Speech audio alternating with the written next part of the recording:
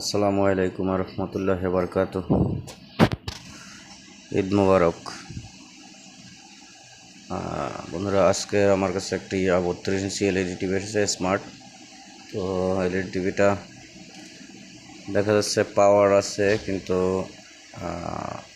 HD দিচ্ছে না। HD না দেওয়ার কারণ কি, আমি লাইট খুলে দেখলাম, ডিসপ্লে খুলে দেখলাম যে ফ্ল্যাশ আসছে না। আর লাইটগুলো চেক দিলাম যে লাইটগুলো ভালো আছে, পুরো ফ্রেশ কন্ডিশনে আছে এবং প্রত্যেকটা লাইটই জ্বলে। তো আজ দেখব আমার এই এলইডি টিভিটাতে কোন ধরনের কাজ রয়েছে। তো কাজ করা শেষ করে আলহামদুলিল্লাহ আমি এটার রিভিউ দেব, দেখব আসলে কোথায় প্রবলেম আছে এটার। আসসালামু আলাইকুম সবাইকে।